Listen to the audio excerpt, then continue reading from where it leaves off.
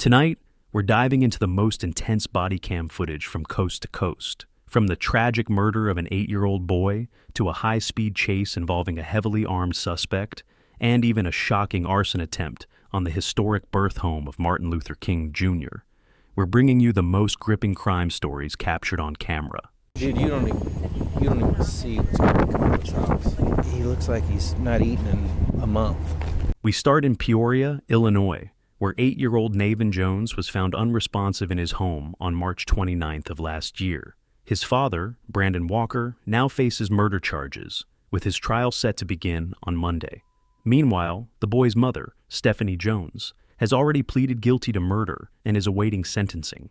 She is expected to testify against Walker in court, facing a minimum of 20 years behind bars. Long story short, last night, 8 p.m., kid was put to bed by mom. She gets to her. She's been up. No one's checked on him since she called at like 2, whenever this came in, 2, whatever. She called for him, didn't hear from him, went upstairs, didn't hear from him, went in his room, unresponsive, cold. She puts him in the bathtub because he's cold. Maybe that'll help. And then calls us. Body cam footage from that tragic night reveals the heartbreaking moment first responders arrived at the scene, only to find the young boy unresponsive. Officers on site noted a history of custody disputes within the family, an issue that may have played a role in this devastating crime.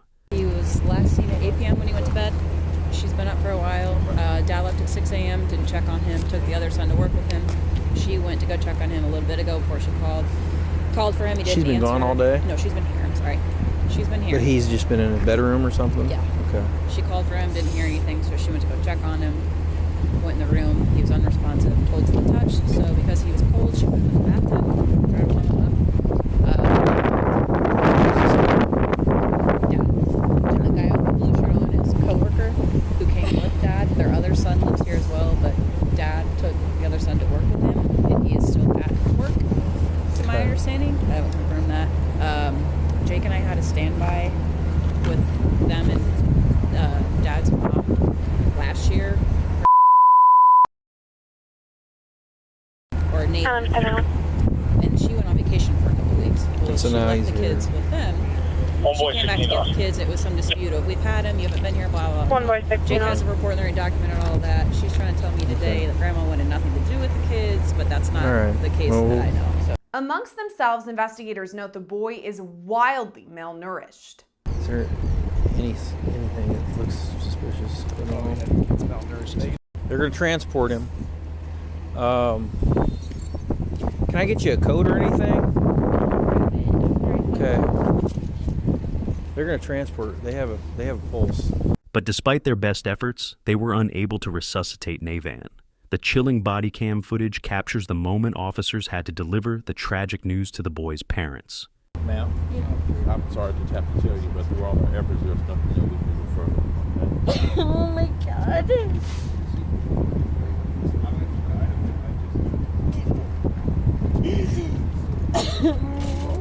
you guys have time? Just call him now.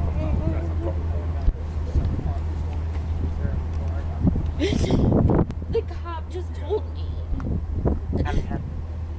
What the do you mean? They cannot resuscitate him. That's what the I mean.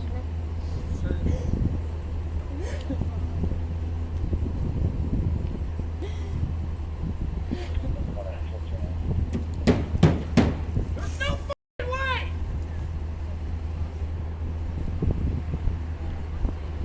There's no f***ing way!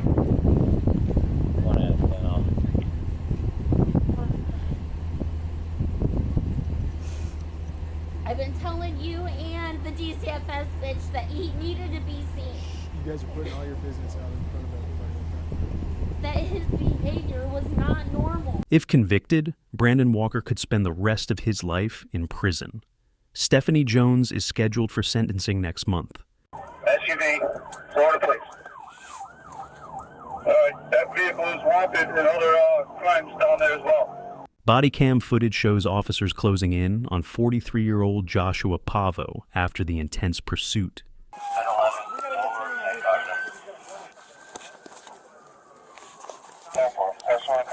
Almost got away with it. All right, I need 3 units. I'll talk to the inventory.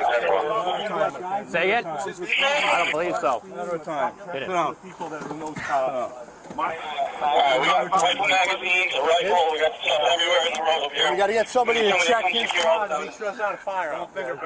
Investigators say Pavo fired multiple rounds at a residence before fleeing the scene, initiating a police chase that put countless lives at risk.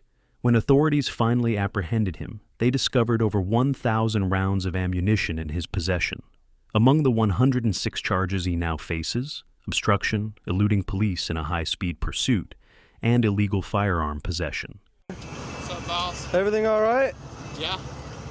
Meanwhile, in Fernandina Beach, Florida, city manager Ty Ross was caught in an embarrassing situation, one that could have ended much worse. What's going on? Let's get it. What's going on tonight? I am. Just We're going to let you... taking it as sound. Do you live here? Or are you on vacation? Yeah. I unfortunately live here. What was he doing? Pardon? What was he doing? He was laying in the, I thought he got hit. He was laying in the grass. All we did was ride our scooter by him and turn around and told y'all. Because if he got hit, I didn't want to touch him, you know, so... But I went up and talked to him. He's wrong person under both. That in itself is okay, but being in the road is not okay. But soon, the officer loads Ross and his bike into the squad and they make their way home. All right. Have a good night, all right? Thank you. I appreciate your help. Yeah, no problem. Just a heads up, if you ever need a ride or whatever, give us a call and we'll try to get you home, okay? So that way you don't fall off on your bike and possibly get hit by a car, okay? Because that wouldn't be good. That's not good. No. Call us anytime, okay? You're welcome. Have a good night. Ross later apologized during a city commission meeting, claiming he had chosen to ride his bike while intoxicated rather than drive. While he was not charged, another case in Atlanta had far more serious consequences. I said, what are you doing? What are you doing? You just smell gas. So she came back down.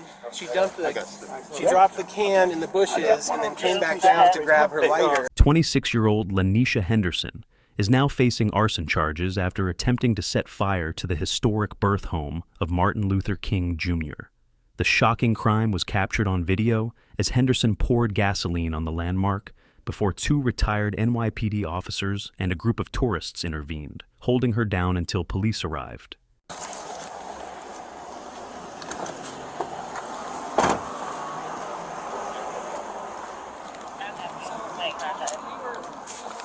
Came up behind this heavy gas can, and at first she just seemed like she was kind of doing her thing, like I thought she was just watering.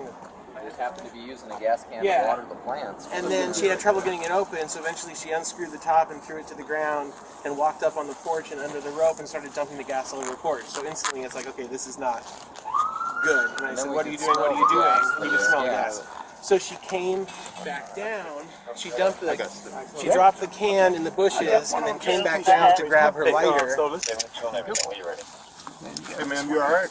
Yeah, she's good. I would be checked out by Grady or something? What's going on today? You want to stand up for us? You all right? What's going on? You know your name? Step back over here. Well, we can go. Matter of fact, we can go. Honey, I'm just got the leaves off of her. She is currently being held without bond, facing serious charges for her attempt to destroy a vital piece of American history. For more jaw-dropping body cam footage, true crime stories, and courtroom updates, make sure to subscribe and stay tuned.